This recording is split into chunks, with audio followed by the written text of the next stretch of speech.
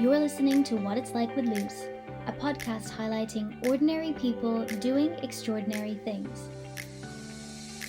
I'm your host Lucy Norris, and on today's episode, I'm chatting with an Irish fashion blogger and YouTuber. With ambitions of being a singer as a child, this week's guest discovered a love for fashion through costumes she wore on stage. Realizing that what she wore had an impact on how she felt during a performance became something that translated into her everyday life, and she decided to take the plunge and share outfit ideas with others online. Growing a following of over 80,000 people, she quickly found her space on the internet and figured out how to keep an audience engaged. Sharing her thoughts on the longevity of influencing, dealing with hate, and how she stays relevant, here's what it's like to be Charleen Murphy. Welcome, Charleen. Thank you so much for coming on and chatting with me today. I'd really like to kick everything off by just giving everyone a bit of context, a bit of background on you, and chatting a bit about what it was like for you growing up and maybe a bit about what you envisioned yourself doing with your life from a younger age. At the moment, I'm a fashion blogger and marketing student as well in college. Growing up, I always wanted to be a singer. That was like my main goal in life. But obviously, it's something that it's a hard thing to obviously get to, and I still do like to sing and stuff like that. But I just think that kind of went out of my head a little bit. But then I started to get a really big interest in fashion. And then college is kind of a thing that I kind of just do just to have there. It's not something I'm passionate about. Like what I'm doing on social media is what I'm actually passionate about. College kind of comes second. I probably shouldn't say that, but it definitely definitely isn't my main priority at the moment. But yeah, it's just nice to have something to fall back on, and it kind of does tie in with my blogging because it is marketing. But yeah, I definitely didn't see myself doing this growing up. But here I am. Yeah, no, you're so right. Like, it's just kind of that nice comfort blanket to have there. And as you said, marketing, such transferable skills for what you're doing now. Do you remember where the initial interest in fashion came from, or was it just always there throughout your younger years? I was thinking about this the other day, and it kind of like popped into my head like an epiphany thing. And I was like, I think the reason I'm into fashion is because of singing. Because I obviously like pop stars growing up, and then I also done like singing competitions, and I always felt like when I wore something nice on stage or something that I really, really liked, that I'd feel so much better about myself and I'd perform better then. I feel like it kind of stemmed from there. I feel like that's where my interest came from it. Um so yeah, I feel like that's kind of related. So I suppose singing wasn't a waste of time. It kind of came from that because I can't really remember other than that. Like I think when I was younger as well, I used to love like dolls and stuff and dressing them. Like I used to never even replay with them. I just dress them and look at them. So there was that as well. But other than that, yeah, I think it was the singing. I think that kind of brought it on. That's such a unique way to fall into it, I suppose. I like that. That's really nice. And so I guess leading on from that, obviously you mentioned you work in social media now, but can you take me back to the first few days of deciding that you wanted to have a go at social media, how you kind of broke into it, and what your thought process was before starting all of your different channels? I can never remember what year it was. I think I was in third year. So I would have been 15 or 16 at the time. Suzanne Jackson actually came to my school, and she, at the time, I think she had like 50,000 followers, which is mental. Like she wasn't big at all compared to what she is now. Obviously, that's still huge. But she Yeah. came to my school and gave a talk. I don't know how I ended up in the talk because it wasn't my year that was actually getting the talk. It's like I think someone pulled me on the corridor. I was like, do you want to go to this? It was really weird. It was like just me and my friend from our year, and the rest was all like sixth years at the time. So it's kind of weird that happened. I feel like it's one of them like fate moments. But Yeah. I heard her talk about her blog and how successful it was, and I was like, oh my god, I need to do this. Like it sounds right up my street. I was so inspired, like 100%. And went home. I made a blog at that age, 15 or 16. Didn't tell anyone about it. So obviously, social media, you need to spread the word. That's how you get like followers and stuff. I just didn't tell anyone, so it obviously didn't go very far. So I deleted it. And then I kind of picked it back up. Then when I got a bit more confidence in myself, and I actually just from the get go posted straight on my Instagram. I wasn't gonna like kind of go around. I was just like, here, I'm doing this, and that's it. I kind of did like an announcement kind of post thing. And I went from there, and I'm sure people had stuff to say and stuff, but at the time I was like, no, I really want to do this because I regretted at the time not keeping it going when I was 15 because like it's something I loved and I always just thought about it. And I think if you keep thinking about something and it's something that you're passionate about, you shouldn't care what people think. But it is daunting, obviously, like talking on your stories and like that. It's scary at first, but it's like second nature now. It's mad. Yeah, it's so crazy to see how far you've come. And I can imagine in the beginning, obviously, you would have had your hesitations and stuff like that just because of judgment or whatever that, everyone seems to have, even though in the same breath, everyone wants to be on social media as an influencer or whatever. So it's kind of a weird contradiction when people are negative about it. But how was it received initially, and how did you find the growth in the early days? Was so supportive of it. Like no one that I know of, that I heard of, like saying anything about it or anything like that. I had a good few followers starting off, which was nice. I think I had about maybe 3 or 4 thousand anyway, just from like, I don't know why I had them, but anyway. So I just started using like hashtags and stuff like that, and the growth actually came quite quickly. I feel like especially when you hit 10K, it just goes wild from there. It just goes really, really quick. And people were really nice and like wanted me to do well, I think, and my friends were always sharing my stuff, which was nice as well. But like I didn't really get much judgment off people that I know of. I'm sure now you're talking to it in group chats or whatever else, but nothing that I heard of, nothing that was going to stop me. So it was grand. Yeah, that's really nice to hear that you had a positive experience in the start. So I suppose with how many people are online at the moment, and things like that, it could be perceived as quite like a saturated industry, or I don't know. I'd be curious to know about how you found finding your space on the internet, and what pressures come with, say, trying to stay relevant and trying to keep that audience engaged that you already have. I just feel like I'm still finding my space. I feel like you never can stop kind of growing in that way, because like trends always change, and people want to see different things. I feel like now my page is quite, it's fashiony, but I also like to spread a lot of positivity and like quotes and just talk about real things, because I feel like especially at the moment, I enjoy talking about it also, but I feel like at the moment that's what people need.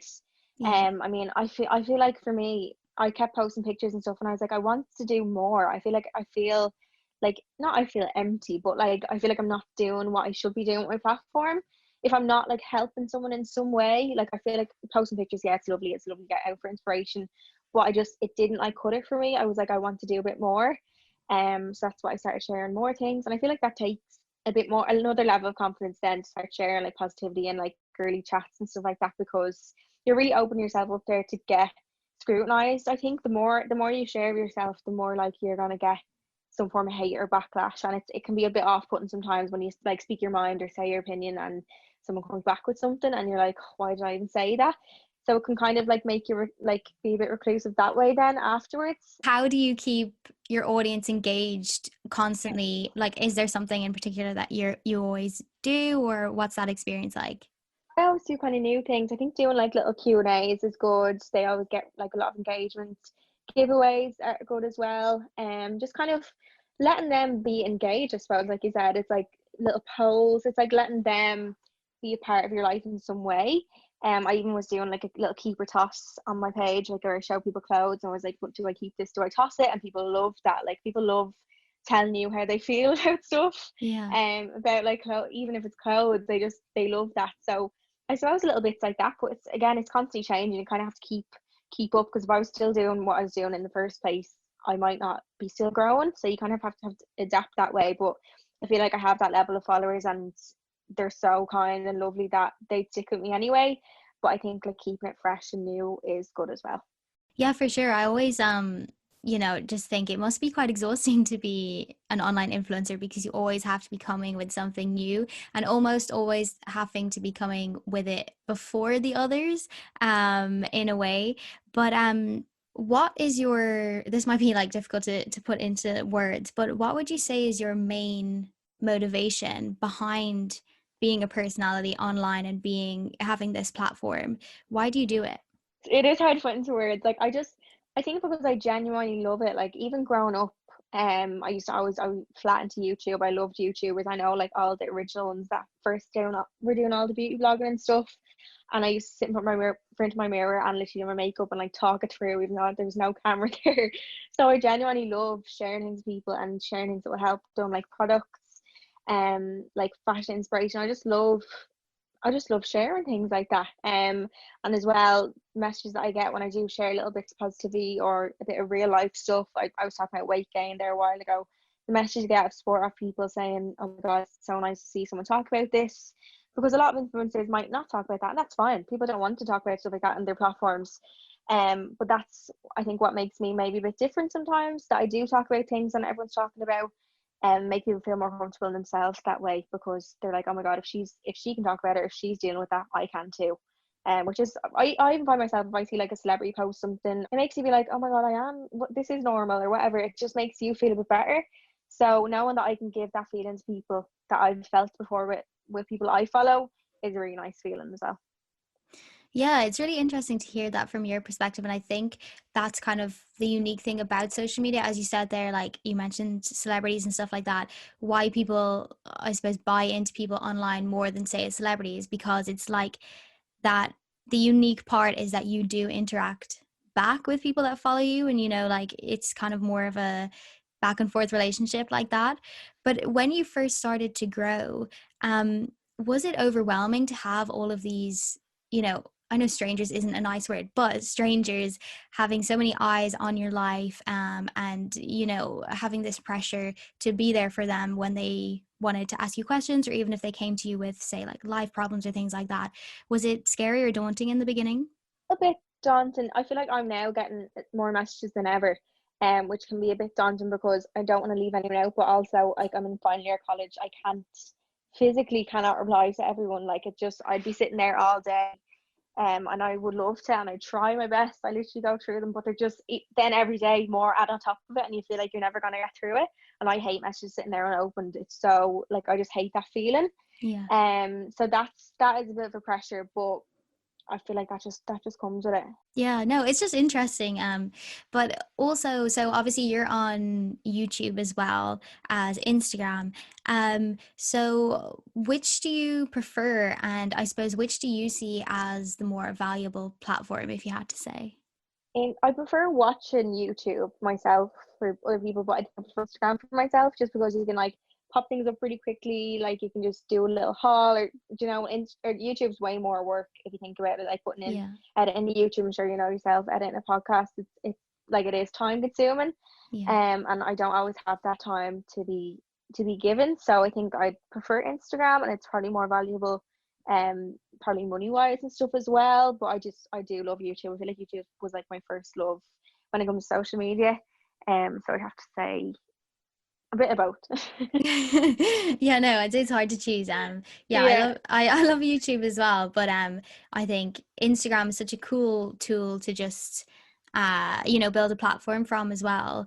Um and I guess the other side of influencing online, or I don't know if that's the right word to use, but, you know, having an online platform is like brand collaborations and things like that. And I think it's so cool that you built something from scratch, you know, and then you were able to turn it into a lucrative job, which I think is amazing. So can you talk me through what that was like for you in the beginning, navigating brand deals and things like that, and then I suppose why you chose to attach yourself to an agency as well? I can't actually remember the first paid brand deal I got, but I always thought, right, I need to get an agency. That was my thing. So I was like, I don't know how much to charge. I was like, I don't Yeah, know it's what so to tell hard. these people. It is really hard because you kind of have to, like, you're basing yourself on money, you're valuing yourself on money, and it's just like, oh God, what am I worth? Like, but I remember the first time I got invited to an event was Coca Brown. And that was like huge. And then it all kind of, I feel like it went from there, because I feel like when people like start to take you seriously is when you start, like, sorry, when you do something like that, it's when people start to take you seriously.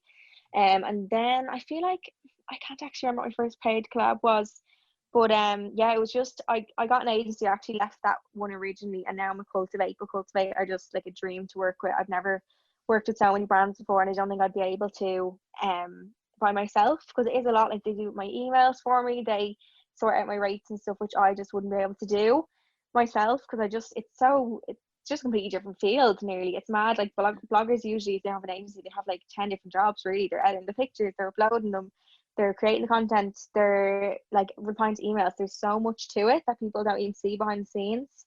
But yeah, brand deals are great. Like, it's nice to be able to work with brands I've shopped with before, and that they recognize you for what you do and liking your content. It's a really nice feeling. Yeah, I'd say so, because I think that is the one side of it.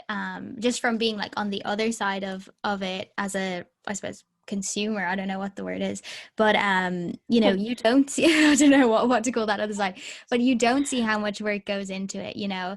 And it's so easy to just say, oh, it's just a picture, but no one sees, you know, the hundreds of pictures of or takes even that went into that, and like all the outfits and editing and things like that. So yeah, props to you. I think it's so cool what you've done for yourself.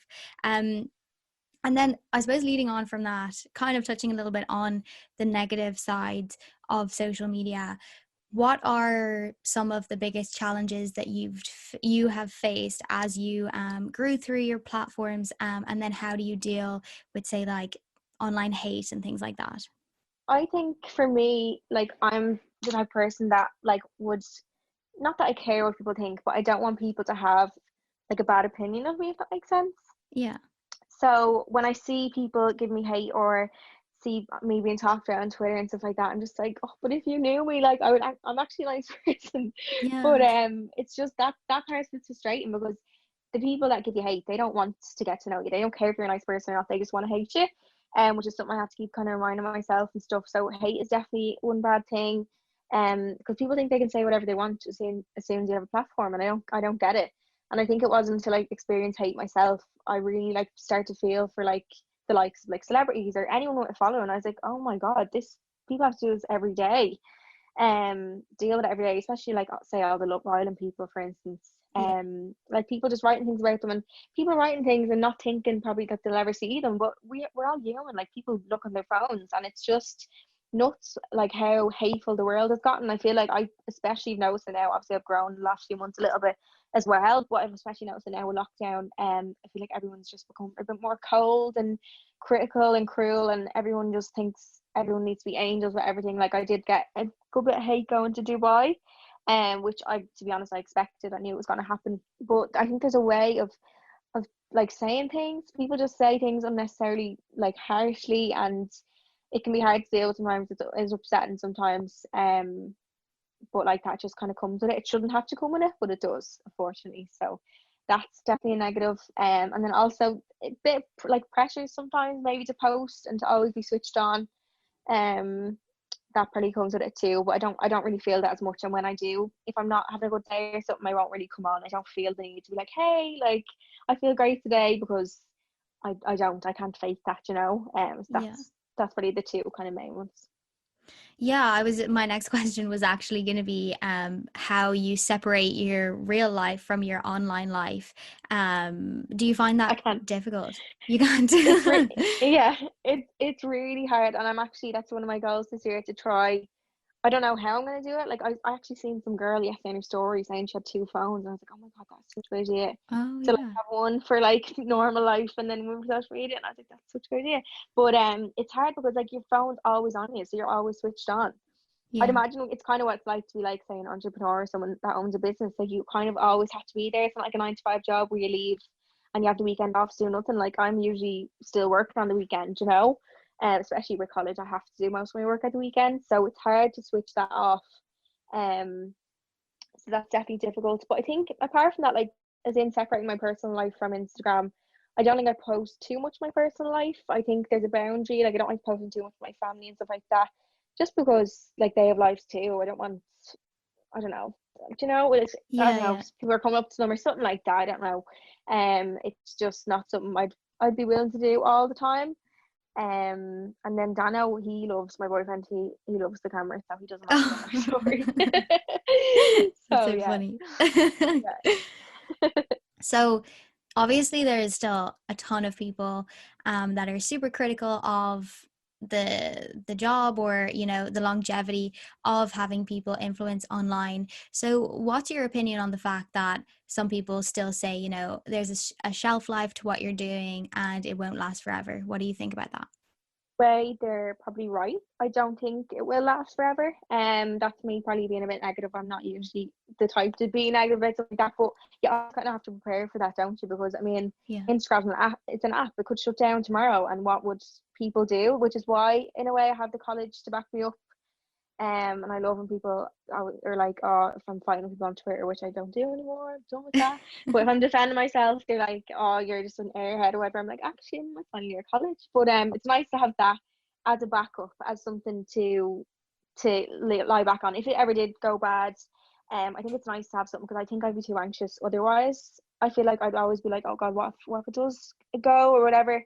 But I think it will keep evolving. Like it has now. It's like TikTok's now a big thing. New apps will come out, but I think once you have a following, that will kind of keep going. Yeah. Hopefully, anyway. But yeah, people are obviously going to say that in a negative way, but there is definitely some truth to it. Just I would definitely be wary of that in case it was to stop, because I know people, like, there's like cancel culture and stuff as well, and people are kind of like, oh, let's all unfollow these people, like they're only ever getting free things and all. There is that type per person, and I'm like, what if everyone turned into that person, we had no followers anymore? So I think it is really important to keep that in mind as well.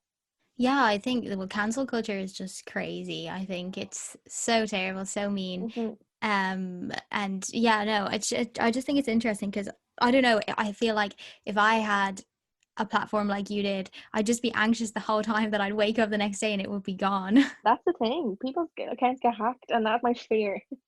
Yeah, because you work so hard to build it up and it's not easy to get those followers. So yeah, I can imagine it's scary sometimes. Like that just be gone tomorrow. Like imagine Instagram just went bust or something, and like, what would I Yeah. do? Just you. Yeah. And so I suppose from where you're sitting now, if someone was to come to you, which I'm sure they do, and ask you, you know, what's your biggest tip for starting if they wanted to start now? Because I know it's so saturated now, and especially with the pandemic, with everyone being online, everyone's looking at, say, the lifestyles that these people online live, which you've all worked so hard for, but you know, they just kind of look at it as a quick fix type of situation and they want to make it happen for themselves. So what do you think would be your piece of advice that you'd give to people that would come to you asking about it? Home wasn't built in a day is a big one, because I think people, I always get the question saying, how did you grow so quick?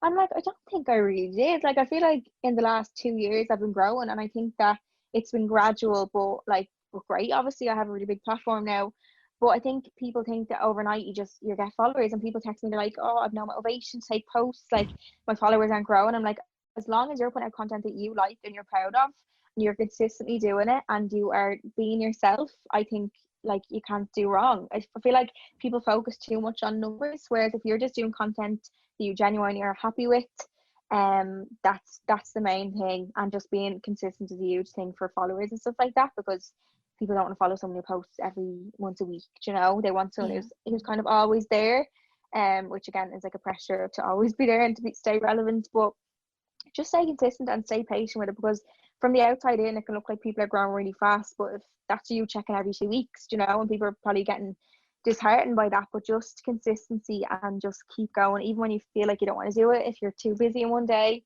get up an hour earlier and take your picture. Like, that's just what you have to do. Like, there's no such thing as having no time for stuff. I've had to do that before work.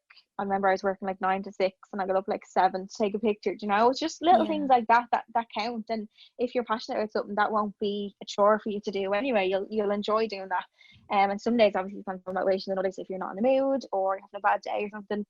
But I always find like having pictures prepared in advance, that means you can like you can skip a day but you still have a picture to go.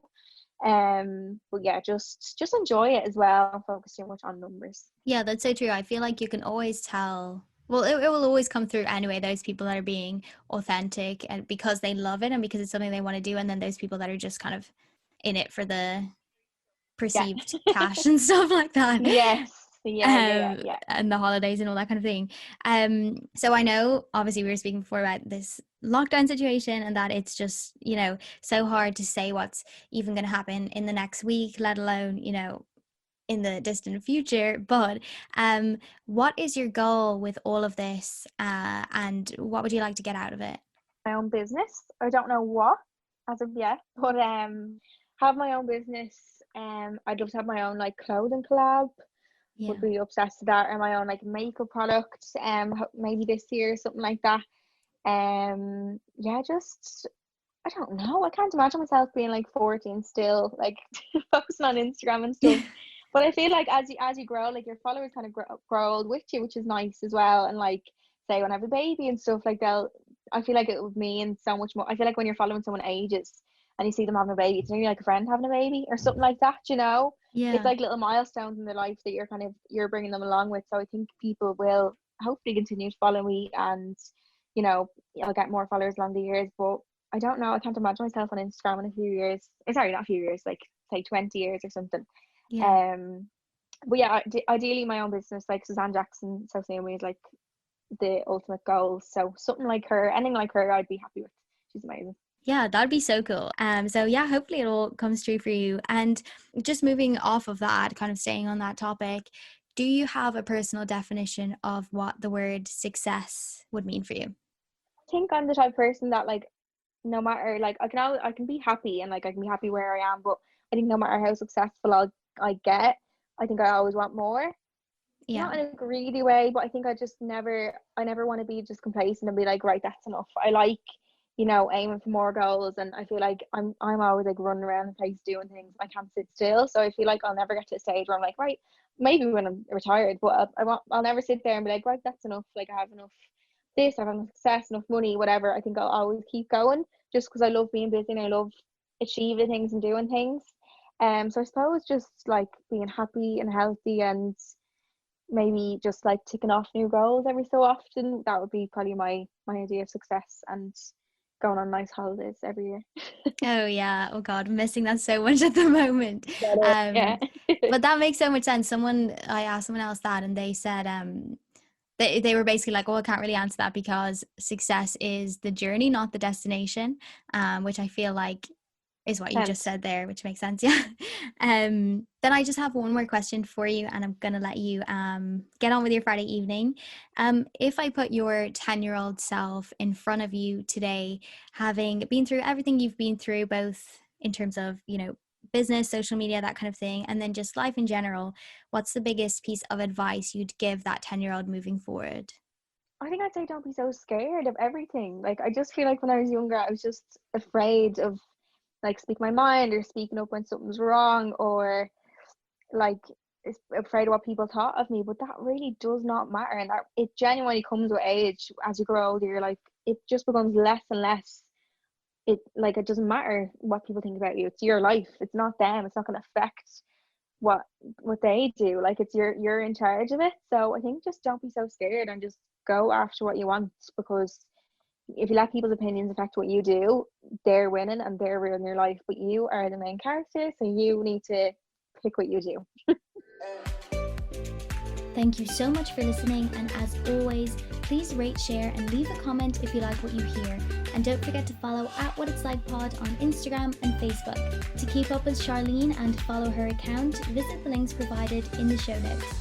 I'll be back on Monday with more inspiring stories, but for now, this has been What It's Like with Luce.